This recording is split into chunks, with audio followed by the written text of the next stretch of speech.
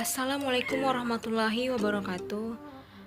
Di sini saya akan menjelaskan mengenai alga dan fungi. Sebelumnya, perkenalkan, nama saya Rizka Soraya Hasibuan dari Fakultas Kesehatan Masyarakat Universitas Islam Negeri Sumatera Utara, dan dosen pengampu saya yaitu Halimatu Sa'diah Lubis, STR Cap MKM. Sekarang kita akan membahas apa itu alga. Alga merupakan organisme yang mengandung klorofil serta talus. Alga disebut tumbuhan talus karena tidak mempunyai akar, batang maupun daun sejati. Di dalam bahasa Indonesia, alga dikenal dengan ganggang. Alga juga merupakan organisme multiseluler dan uniseluler. Di dalam beberapa organisme, alga ada yang hanya mempunyai satu sel, sedangkan ada juga organisme yang mempunyai lebih dari satu sel. Adapun habitat hidup alga atau ganggang adalah di tempat yang lembab, basah dan berair, baik air laut ataupun air tawar. Alga mempunyai ukuran yang bervariatif antara jenis yang satu dengan jenis yang lainnya, mulai dari yang ukuran kecil atau mikroskopis sampai ukuran yang sangat besar. Ciri-ciri alga: 1. Mempunyai klorofil. 2. Bersifat eukariotik. 3. Bergerak bebas. 4. Autotrof. 5. Mempunyai tempat cadangan makanan atau pirenoid. Dan yang keenam, uniseluler dan multiseluler. Alga berkembang biak dengan cara seksual dan aseksual. Seksual yaitu dengan fragmentasi, membelah diri dan pembentukan spora kembara. Sedangkan aseksual yaitu dengan isogami, anisogami, oogami, dan konjugasi. Berdasarkan pigmen tubuhnya, alga dibagi menjadi 5 kelas, yaitu cyanophyta atau ganggang biru, chlorophyta atau ganggang hijau, chrysophyta atau ganggang keemasan, phaeophyta atau ganggang coklat, dan rhodophyta atau ganggang merah. Yang pertama yaitu cyanophyta atau alga biru. Merupakan satu-satunya organisme yang bersifat prokariotik yang tidak mempunyai dinding sel dan mirip sekali dengan bakteri. Alga jenis ini mempunyai organel untuk fotosintesis yaitu klorofil. Yang kedua yaitu chlorophyta atau alga hijau. Alga chlorophyta ini biasanya hidup di air tawar, daerah lembab, salju, dan air laut.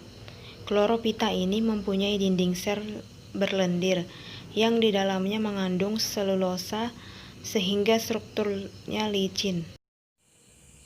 Contoh dari ganggang chlorophyta ini adalah ganggang yang ditanam sebagai rumput laut.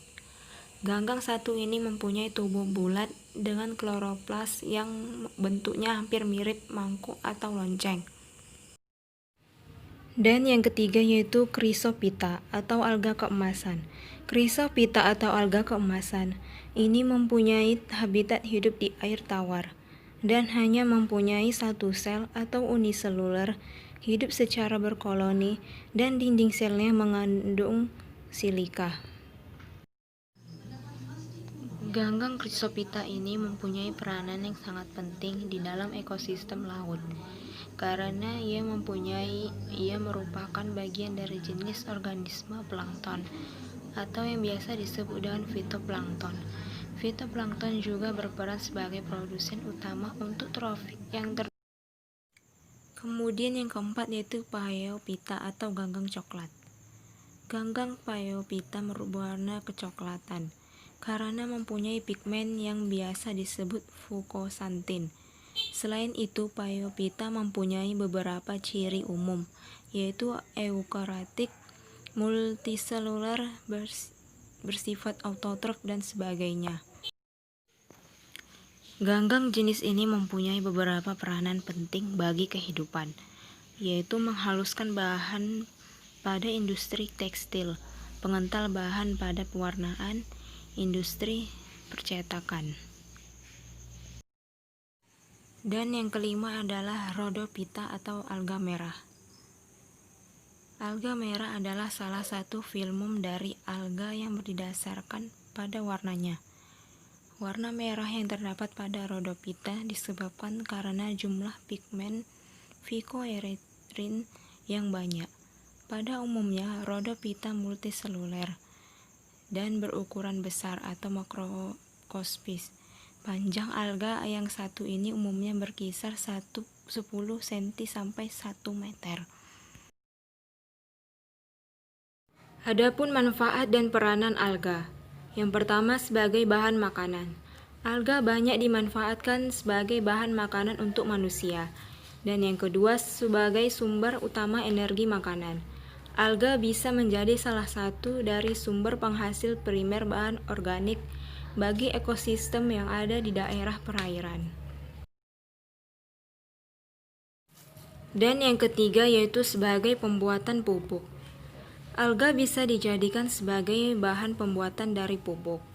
Hal itu dikarenakan alga mengandung jenis kalium, fosfor, dan beberapa unsur lainnya. Cara pembuatan pupuk dengan menggunakan alga.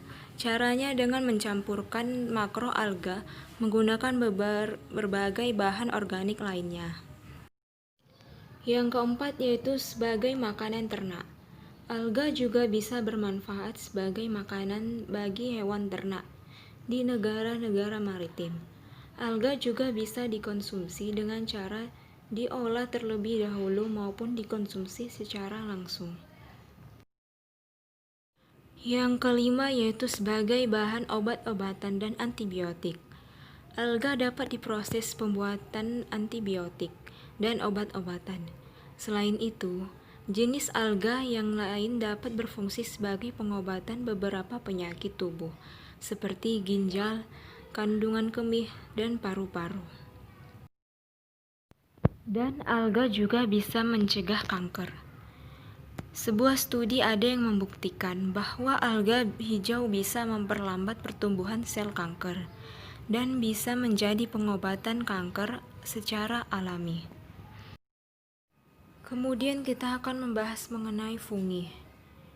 Fungi merupakan multiseluler yang memiliki banyak sel pada tubuhnya dan memiliki fungsi yang berbeda-beda untuk meningkatkan efisiensi pada fungsi-fungsinya.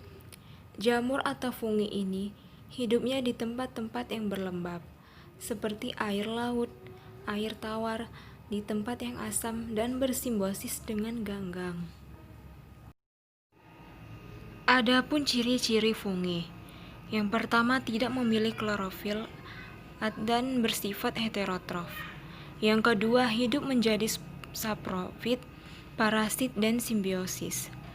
Yang ketiga, memiliki sifat eukarion atau yang terdapat di inti sejati. Yang keempat, berkembang biak secara vegetatif dan generatif. Yang kelima, tumbuh pada lingkungan yang memiliki zat asam, tempat lembab yang mengandung zat organisme. Dan yang keenam, memiliki dinding sel tubuh yang tersusun dari kitin. Reproduksi fungi. Fungi bereproduksi dengan dua cara, yaitu cara vegetatif dan cara generatif. Yang pertama, reproduksi secara vegetatif atau aseksual.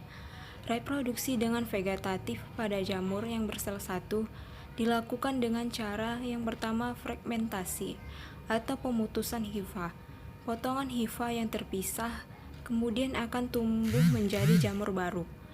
Yang kedua, pembentukan spora aseksual.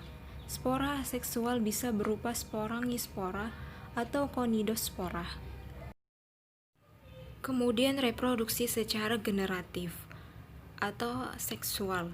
Reproduksi jamur dengan generatif atau seksual dilakukan terlebih dahulu dengan pembentukan spora seksual yang melalui sebuah peleburan antara hifa yang mempunyai jenis yang berbeda.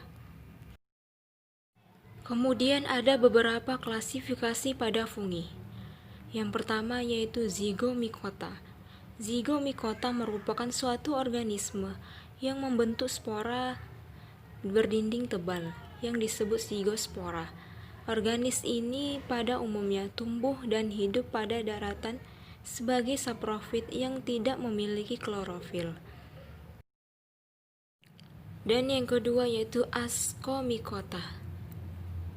Ascomycota merupakan suatu organisme yang membentuk berupa spora yang terbentuk dalam perkembangbiakannya secara generatif atau aseksual.